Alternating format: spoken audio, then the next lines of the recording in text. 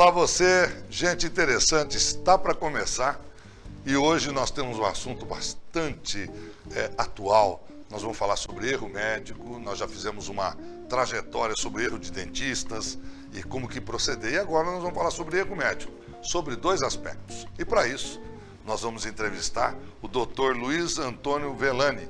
Ele é um especialista, advogado na área de erros médicos. Gente interessante, vai começar já.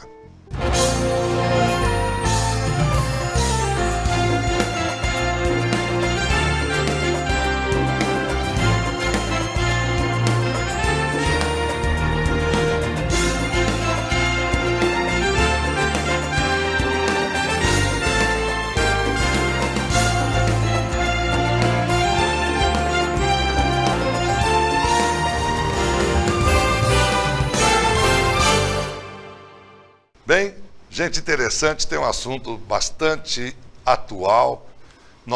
Para discutir a respeito de erro médico, nós chamamos um dos maiores especialistas que nós temos aqui na nossa cidade. Ele é um advogado chamado Dr. Luiz Antônio Vellani. Ele é graduado em Direito desde 85. Ele também é pós-graduado em Bioética pela USP de São Paulo.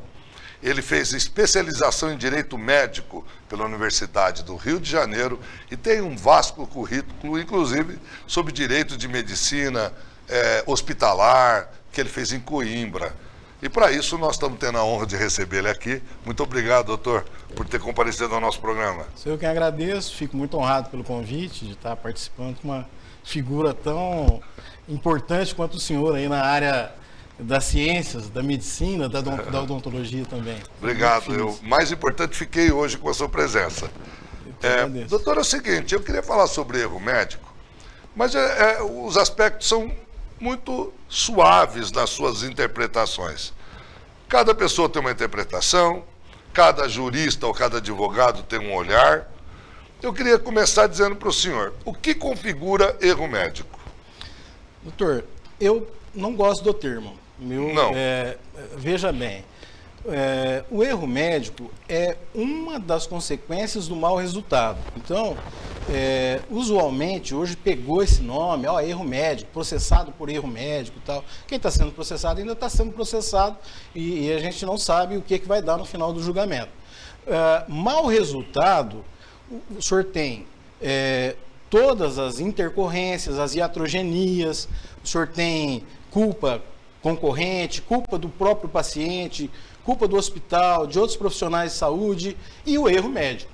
Então, certo. Veja, o erro médico é uma das situações do mau resultado. Então, eu procuro falar sobre direito médico e não falar diretamente, usar esse termo, erro médico. E o erro, na verdade, seria a apuração de uma culpa por imprudência, negligência ou imperícia. Aí sim eu posso falar em erro médico. Mas um simples fato de estar apurando um ato de um profissional que teve um mau resultado, eu não posso falar em erro médico, eu estou pré-julgando. Concordo plenamente. E eu gostei da sua postura quando eu lhe convidei para nos ceder essa entrevista. Eu perguntei assim, olha, nós queremos falar sobre o lado do paciente, você falou, não, eu falo o lado do médico, porque eu acho que ficaria incongruente, o senhor defende um médico e depois, de repente, depende de um paciente. Sim. Qual é a diferença entre fazer a defesa ou fazer a análise jurídica do caso, do ponto de vista médico e do ponto de vista do paciente? Eu sou antigo, a minha formação tem 38 anos que eu comecei, 39 no direito, e os meus professores da época, a gente estudava ética e cumpria a ética. Então, não é ético para um advogado militar nos dois lados. Então, ou eu advogo para paciente ou eu advogo para médico. Eu escolhi advogar para médico e eu cumpro esse mistério. Agora, tem pessoas que advogam nas duas formas. Eu não estou aqui para condenar. Para mim, não acho que eu ficaria bem advogando para os dois lados. Os dois lados. Eu acho que não seria...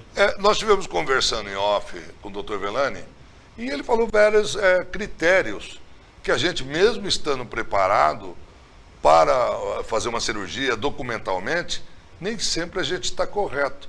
eu acho que a gente deve sempre procurar um aconselhamento profissional.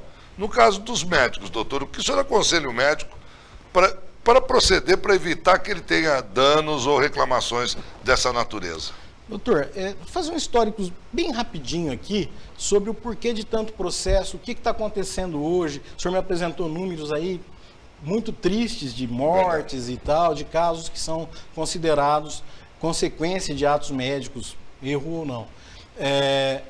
O Brasil, ele começa essa história mais ou menos em 88. O primeiro problema foi a primeira modificação, eu diria, melhor que problema, foi o Código de Ética Médica, que muda do paternalismo para a autonomia do paciente. O de 84 era paternalista, o médico escolhia o que fazer com o paciente. O de 88 fala que o paciente passa a ter autonomia sobre a sua vida, o tratamento que ele deve escolher, aceita ou não aceita e tal. Do lado disso, a nossa Constituição Federal, que vem falar do dano moral, que até então não existia. Não se falava em dano moral, era muito raro uma ação por dano moral. E isso abriu muitas portas. E por fim, em 90, o Código de Defesa do Consumidor, que equipara a relação médico-paciente como uma relação consumerista. Isso foi um arraso, né?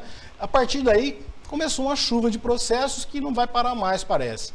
E eu diria o seguinte, nem tudo que se fala que é erro médico, não é. 80% dos casos que caem no nosso escritório, nós conseguimos provar que não houve erro, que foi uma intercorrência ou alguma outra situação. O senhor entendeu? Então, essa é a situação do Brasil hoje. Um aumento crescente de processos. Eu não sei se é um aumento também de erro médico, se está crescendo na mesma... Entendeu? Na mesma proporção. Qualquer mau resultado, a pessoa busca o judiciário hoje. Eu não sei se houve um erro médico exatamente. Existe a má-fé também? Isso. Não vou nem entrar nesse terreno. Mas existe a má-fé, infelizmente, e tal.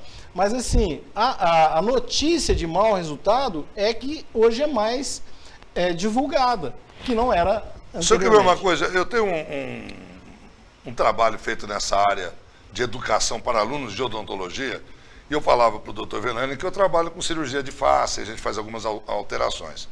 E que a gente tem que se proteger em termos de processos, de que não fique exatamente dentro da ansiedade do que o paciente procura. Então, muitos aspectos são bastante dúbio. Por exemplo, gostar. Quanto que eu gostei? Quanto que eu estou satisfeito? Quanto que eu estou feliz? É extremamente empírico esses resultados, né? Como que resolve isso num pleito de uma discussão jurídica? Olha, ela não gostou, ou ela gostou, ou ela está feliz, ou ela está infeliz. Porque nem sempre a pessoa atinge aqueles anseios que o corpo é possível fazer. Às vezes você opera com um grande cirurgião e não consegue atingir o seu pleito. Sim. Qual é a conduta que deve... Qual é essa análise que a gente faz? Nós estávamos falando, o senhor estava falando da documentação e tal. Documentos ajudam muito. O termo de consentimento ajuda muito. Se eu tiver oportunidade, eu falo mais um pouquinho. Mas a questão aí é o seguinte. A expectativa do paciente é muito alta hoje. Porque há uma propaganda absurda de procedimentos médicos que dão certo e que... faça isso, tanto às vezes com exagero de propaganda, quanto na realidade mesmo que nós vivemos hoje, que a medicina, nós estávamos conversando, o senhor falou sobre a tecnologia que envolve a medicina hoje, é uma coisa surreal, né? É verdade. Então, a expectativa é muito grande. Para quebrar essa expectativa, tanto o médico ou o odontólogo, ele tem que ser muito sincero com o paciente no atendimento, não gerar grandes expectativas, nem impossibilidades que ele sabe que... E também descrever os riscos, as impossibilidades, ou delinear através de um documento, né, que é o termo de consentimento, também prontuário e tal, documentar-se o máximo em relação ao que é possível fazer. Porque o paciente sempre tem muita expectativa. Nós temos muita expectativa. Não queremos ficar... Principalmente o paciente de cirurgia plástica, né? Mais ainda. Mas eu diria que não só. É mais, né? O senhor tem razão. Nessa área, dermatologia, cirurgia plástica, a expectativa é muito alta. Mas em outras também, né? A pessoa busca um tratamento depois de ter abusado da saúde por um longo tempo e depois não aceita que não se consegue a cura para aquele tratamento e tudo mais. Eu vou até te pedir uma resposta mais rápida nessa, que nós vamos para outro bloco, mas há uns tempos atrás, eu contratei uma consultoria administrativa financeira, e uma das coisas interessantes que me obrigou fosse que eu tivesse uma consultoria jurídica, que eu contratasse um advogado para cuidar da minha vida profissional, como um profissional. Eu confesso que eu não tinha. E eu vou dizer para o senhor que a minha vida profissional se pautou antes de eu ter um advogado e depois de eu ter um advogado. Minha vida profissional deslanchou sobremaneira. Ela teve muito mais segurança, eu era orientado, eu não tinha pudor ou receio de ficar ligando e perguntando orientações como proceder. O senhor acha que o médico deveria seguir essa mesma conduta ou não? Absolutamente, tem que ter. Hoje, o médico, o profissional da saúde, ele não pode mais trabalhar sem uma assessoria jurídica que é especializada. Eu não estou fazendo propaganda de mim aqui, não. Tem outros profissionais e tal. Mas um profissional que possa orientá-lo desde a anamnese, como ele tem feito, não na forma técnica, né? Mas na forma de se documentar receitas, receituários, né? As prescrições, o termo de consentimento absolutamente formal. Individualizado, personalíssimo, uma coisa... isso tudo é muito importante para o médico hoje, porque na hora que ele recebe a citação, que ele recebe um processo, ele vai ter que demonstrar que ele agiu corretamente.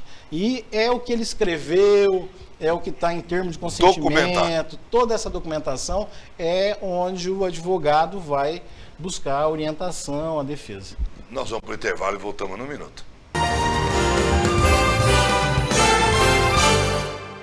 Achei extremamente rápida a migração da plataforma presencial para o módulo online. Isso mostrou a responsabilidade, a competência e a estrutura da instituição e do seu corpo docente. Maravilhoso. Além de videoaula, a gente tem muito conteúdo que a gente não conseguiria em sala de aula.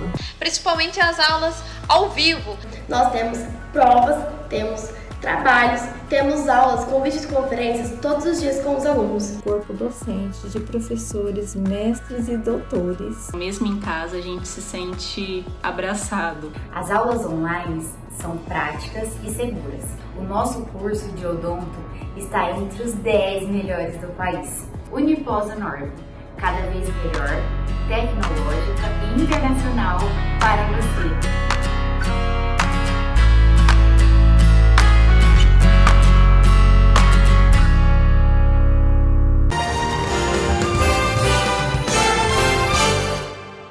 Gente interessante está de volta. Hoje nós estamos recebendo um advogado especialista na área de danos médicos, erro médico. Ele é especialista em bioética pela USP e ele fez vários cursos de extensão, fez curso de direitos médicos, inclusive até em Coimbra.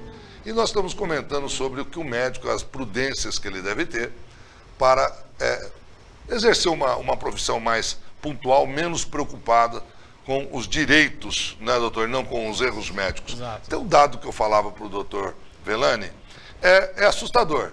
E eu vou passar para você fazer as suas análises. Nos Estados Unidos, por isso que ainda, inclusive, eu também concordo com o doutor Vellani, que o erro médico é a palavra, o termo errado, mas é o que a gente procura, que a gente encontra na internet. Pegou, né? Erro médico são a terceira maior causa de morte nos Estados Unidos. Nós não estamos falando em país subdesenvolvido, nós estamos falando dos Estados Unidos, talvez o país maior do mundo, com as melhores tecnologias, pareado com Israel. Morrem nos Estados Unidos 250 mil pessoas por ano. Isso dado pelo Hopkins Hospital, desde que morram pessoas que tenham seguros médicos, ou que os médicos tenham seguro. No Brasil, nós não temos esse hábito de fazer seguros médicos, né? Que seria uma coisa. Para você ter uma noção, no Brasil são 54 mil mortes por ano por erros médicos. Com certeza é um número bem maior, porque o médico brasileiro, muitos não têm. E a Organização Mundial de Saúde mostra que 5 pessoas morrem a cada minuto no Brasil por erro médico. Então, não que a gente está falando do erro médico como uma punição, ao contrário, nós estamos falando até a favor do médico como se prevenir. e nós falar sobre os direitos dele, sobre ele se preservar e se preparar para que o seu trabalho flua com maior qualidade. Doutor, nós temos um problema no Brasil, formamos 34 mil médicos ano e estamos tendo 7 mil vagas de residência, sendo que 40% não são preenchidas. 40% são preenchidas por falta de recursos do Estado, por falta de orientadores e por falta de disponibilidade. Os alunos acabam desistindo, porque a residência é paga e muitas vezes os centros formadores não têm esses recursos para isso. Qual o futuro que o senhor vislumbra com essa quantidade de médicos formando e que apenas 7 mil teriam esses treinamentos adequados para adentrar no mercado? Doutor, aí o senhor me apertou. A questão é a seguinte, o brasileiro é muito jeitoso, vamos dizer assim. Ele vai procurar, ele tenta se aperfeiçoar, também não se abrem as oportunidades que se exigiriam um especialista para aquele médico que não tem. Então tudo isso vai se adequando, mas é gritante esse problema. Nós precisaríamos urgentemente ampliar centros formadores aptos, fiscalizados, em condições de colocar um bom profissional, porque a pessoa que fez medicina, 6 anos ali de sofrimento, de dedicação praticamente exclusiva, ele quer sim buscar uma especialização, ter o seu consultório, trabalhar de uma forma legal e correta, né? Então, infelizmente, a gente vê que há uma dificultação para esse tipo de ação. O senhor, como um especialista na área, como que um juiz julga o processo indenizatório? Como que ele vai avaliar o valor dessa ação? Por exemplo, o senhor sabe que tem especialista, paciente especialista em processar. Eles são criados, ele cria uma fantasia para processar médicos, né? Como que um médico pode se prevenir disso para um médico? Como que o juiz arbitra esse valor? De onde que ele busca esses, digamos, elementos para avaliar, para se tornar um processo de baixo custo, indenizatório ou milionário? Doutor, o julgamento de um processo de acusação contra um médico ou um profissional da saúde, o cirurgião dentista, todos os profissionais, é muito difícil porque é uma área muito específica e muito distante do direito, muito distante. Então, o juiz, ele basicamente, ele vai buscar o fundamento da decisão dele numa perícia judicial. É a coisa mais importante no processo, além da defesa que o advogado vai fazer. Então, a defesa que a gente recomenda para quem está começando, que vai fazer defesa nessa área, fazer uma defesa que ele diga para o juiz, numa linguagem bastante acessível, o que ocorreu naquele tratamento, naquela cirurgia, com inclusive fotos, com tudo, mostrando as dificuldades que o médico teve, e depois solicitar uma perícia e apresentar bons quesitos que realmente façam a diferença para demonstrar para o juiz a ação correta do seu cliente, né? Então, a perícia é uma parte importantíssima nisso, é onde o juiz vai buscar tudo isso. Quanto a valores, o senhor também perguntou na mesma questão, hoje a gente vê valores assim pedidos, porque o dano moral, ele não tem, na verdade, ele é subjetivo demais. Então a pessoa pede o absurdo, 1 milhão, 2, 5 milhões, a gente tem ações lá, e o juiz não vai dar esse valor. Ele vai trazer isso para uma casa de 200, de 100, de 300, de 500 mil reais, conforme a condição. Ele vai olhar tudo o que está ocorrendo. Se é a morte de um pai de família, né, o lucro cessante, quanto que vai importar isso, o dano moral, o sofrimento, se o paciente ficou muito tempo numa UTI sofrendo. Cada caso é um caso. Mas assim, o que a gente vê é que os valores, embora altos, indenização por processos médicos, são realmente muito altos, com base em outras profissões, porque o médico até é tido como profissional que tem mais condições financeiras, então geralmente se pesa mais. mas é muito distante dos valores que se pede. O pessoal pede, assim, o médico apavora, a hora que ele vê, ele quase morre. Ele fala, pô, estão me pedindo aqui o que eu ganhei 3 minha milhões, vida. Eu não ganhei isso nem na próxima encarnação. Então... No caso de clínicas, por exemplo, o senhor dá assessoria jurídica para vários hospitais, várias clínicas. Por exemplo, o médico atende numa determinada clínica. A responsabilidade é da clínica ou pontualmente do médico? A responsabilidade, doutor, é dos dois, né? A clínica tem a responsabilidade em legenda, que a gente fala, né? Que ele elegeu, ele colocou aquele profissional ali para trabalhar e ele tem que fiscalizar, né? Em vigilando. Então ele tem a responsabilidade. E o médico, obviamente, tem essa responsabilidade também. Ele é o responsável pelo ato que propiciou o processo e tal. Agora, o paciente, ele pode escolher, falar, não, eu vou processar só a clínica. E depois a clínica teria o direito de regresso. Corresponsabiliza. Ou eu vou processar só o médico. Aí é o paciente que vai... Né? Eu tenho, às vezes, 2 conselhos que eu dou sempre para os nossos alunos. Primeiro, fazer uma pólice de seguro para uma proteção de responsabilidade civil. Você faz te protegendo de qualquer evento que eventualmente você possa cometer um acidente. Acidentes acontecem, Sim. Acidentes não são propositais. E a outra coisa é fazer o que o doutor Velando acabou de falar, lucro cessante. Você pode adoecer, você médico, você profissional dentista, você pode ter algum problema e ter que se afastar do consultório e você perde as suas rendas. Sim. Isso é verdade? O que mais o senhor orienta o médico antes dele começar? Vou abrir meu consultório, eu já acabei minha residência, agora as responsabilidades não são mais dos hospitais, são minhas, né? Eu vou abrir minha clínica, vou começar a fazer minha trajetória profissional.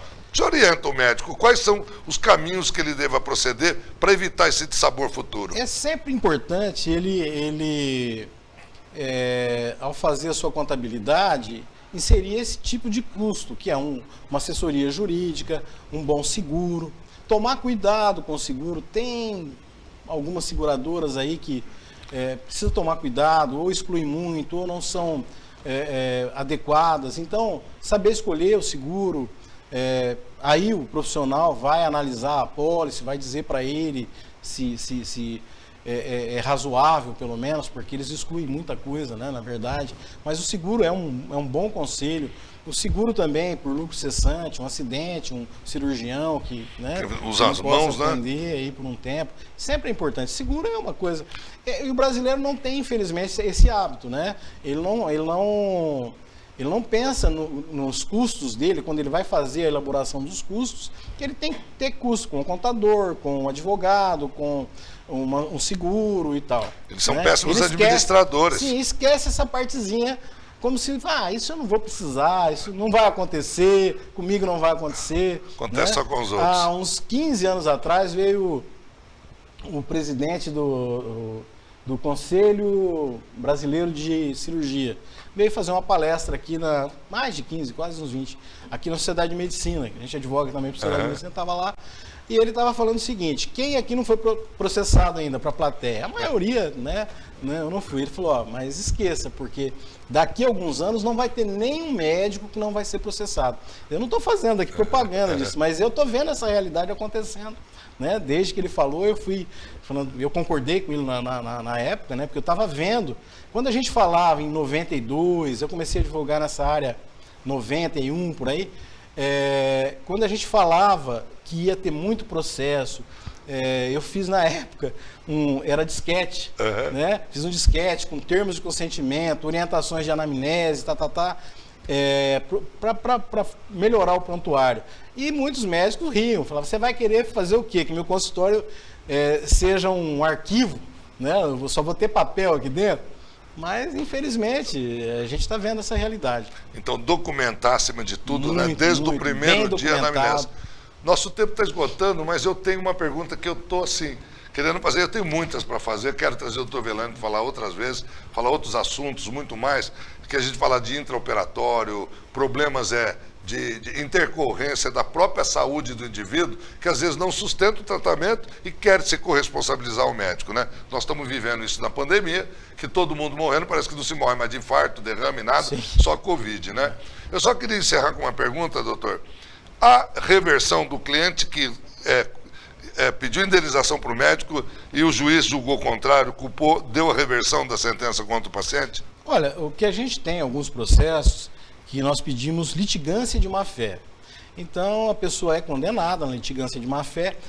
O problema é que 90 e tantos % pedem justiça gratuita. Então, são beneficiários da justiça gratuita, mesmo que condenados não têm que pagar nada.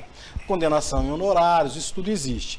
O que a gente fez um estudo agora, porque vários clientes ficam, Velani, vamos entrar, eu vejo assim, meu tempo é mais para fazer defesa mesmo, mas a gente tem no escritório outros profissionais que podem, vamos entrar e contra o paciente. Pô, o cara falou um monte de besteira minha, me ofendeu, sofri 6, 8 anos aí, eu quero processá-lo. E a gente foi fazer um estudo e viu que as jurisprudências desaconselham. A fazer o processo. Infelizmente. O Brasil é o que as pessoas falam, não tenho nada a perder. Eu vou processar. Justiça gratuita. É o enriquecimento ilícito, né? As aventuras jurídicas. Aventura jurídica, total. Doutor Velani, muito obrigado por sua entrevista. Eu teria mais algumas dezenas de perguntas a fazer, tão curioso que eu estou. Mas nós estamos colocando os créditos do doutor Velani no ar. E você querendo entrar em contato, você pode enviar suas perguntas para nós, que enviaremos para ele, ou entre em contato direto com o doutor Luiz Antônio Velani. Doutor, mais uma vez, muito obrigado. Doutor, quem agradece sou eu, mais uma vez, pela simpatia, né? Obrigado. Adorei conhecê-lo pessoalmente, já ouvi falar muito do senhor. Obrigado. E aqui, esse espaço aqui, que realmente eu adoro falar sobre esse tema, então... Está à sua disposição. Maravilhosa. Está à sua disposição, quando quiser. Agradeço muito. Obrigado, e a você também por acompanhar mais um Gente Interessante. Te espero no próximo programa. Até lá.